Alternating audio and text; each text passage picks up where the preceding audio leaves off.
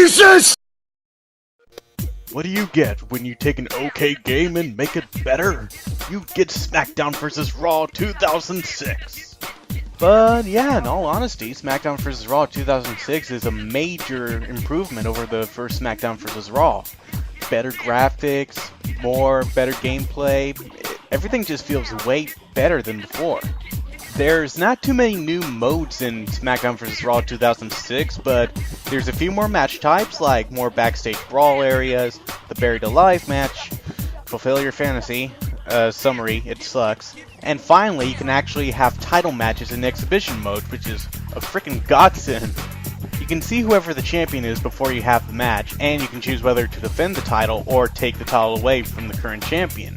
And whatever match result that happens to be, it actually gets recorded for future reference.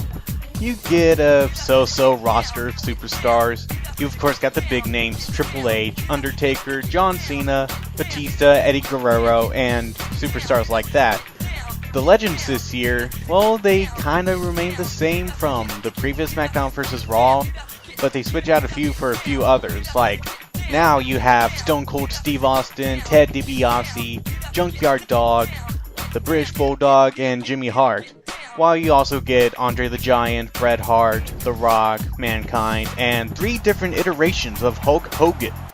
That's right, you can play as Hulk Hogan from the 80s, Hollywood Hulk Hogan, and then the Hulk Hogan of now, which in and of itself is kinda like the 3 faces of Foley in SmackDown vs. Raw 2007, but we'll get to that when we come to it. Now let's talk about the biggest improvement to the game, the graphics. Holy shit, talk about a graphics overhaul.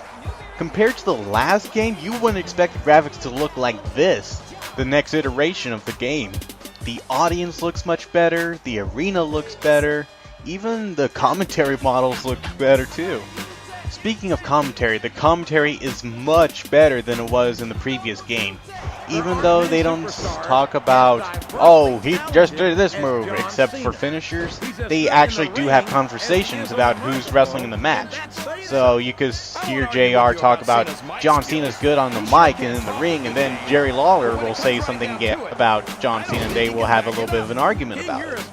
More about the audio, Season Mode also has a big improvement. The superstar you're controlling also has a voice of his own now.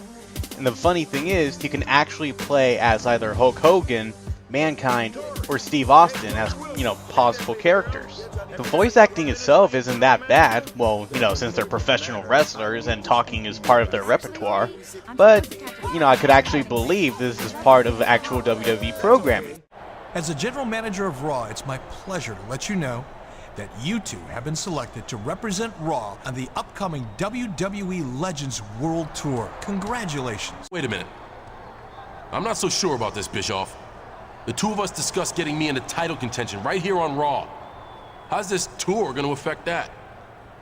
Well, since you'll be off Raw for a few weeks, I'm afraid you'll have to postpone your title hunt until you return. If that's the case, I'd just as soon stay here, Eric. Thanks, but no thanks. Season Mode itself is way better than the original also, with storylines specific to each brand, so depending on which superstar you pick, it can lead you to different storylines. Even storylines that you wouldn't be able to get if you just picked one specific superstar.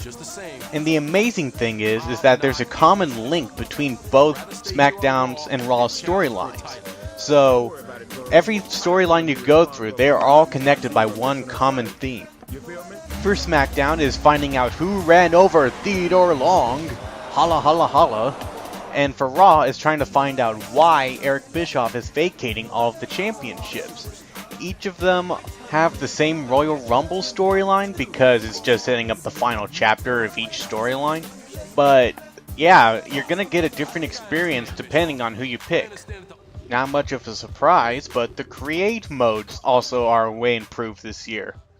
Well, not this year, in 2006, but anyway, the Creative Superstar model look way better than whatever the hell they tried to sell off back then. And plus, you can give them a voice of their own to use in Season Mode. So, yeah, basically, you can make any superstar you want and then have them go through whatever storyline you want them to go through and just have fun with it. You can now also create your own entrance for your superstar, but really I wouldn't bother doing it with SmackDown vs. Raw 2006 because you don't get a preview of what you're going to see, and if you want to find out what you're going to see, you're going to have to go through tons and tons and tons of loading screens if you're really that deathly curious.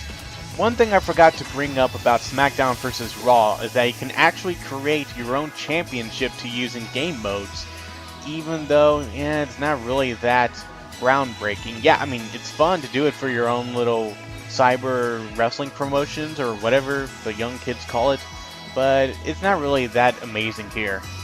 A different mode that was a debut this year was the General Manager mode, which a lot of people enjoyed since it kind of gave them the feeling of booking their own wrestling promotion and assigning rivalries, championships, and whatnot, but I don't know, I just found it a big chore to do.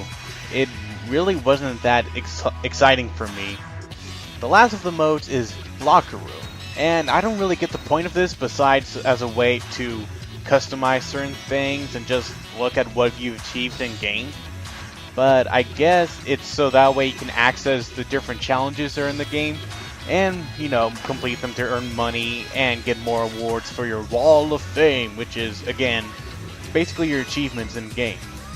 And now time for the gameplay, which pretty much actually remains unchanged from SmackDown vs. Raw, even though there's a few things tweaked up to kind of make it more of a simulation than an arcade game, like having more different grapple moves, more interactivity with the environment, and so forth. Although they did add this one strange feature that was never seen ever again, I don't know what you call it. I guess you could call it the Go to Sleep match feature, which is basically kind of simulating when you think the wrestler is out and the referee raises his arms like 1, 2, and then after 2 the wrestler gains his second win. He's like, "Arr! Arr!" Well, besides the actual combat mechanics, there's also a bit of alterations to the animations, like when you're in ladder match, Hell in a Cell, just kind of making it more like it's an actual struggle to do actions that would be considered more strenuous to do in real life. The backstage brawls are probably my favorite match type out of the whole game because you get a lot of interactivity with the environment, which I love, but you also get a lot of different moves to do with the environment depending on how you do it. You can Irish whip them into whatever object you want to use and press up in circle or left and right in circle, or you get them in a grapple, strike, and then you drag them over and then do the grapple, which will lead to a completely different attack. And then the Buried Alive match, well, it's kind of fun to just throw someone to a casket and slam the lid on them. It's just that they don't really do that much with it. They just have a mound of dirt near the side of the stage and a shovel for you to thwack them on the head with. So, in conclusion, SmackDown vs. Raw 2006 is definitely a way superior game than SmackDown vs. Raw, but of course that's my opinion and you might think differently of it. But I would definitely recommend you giving this game a chance and just form your own opinion on it. Well, this is RandoChris saying, why the hell were there 3 different Hulk Hogans in this game? I am a real American.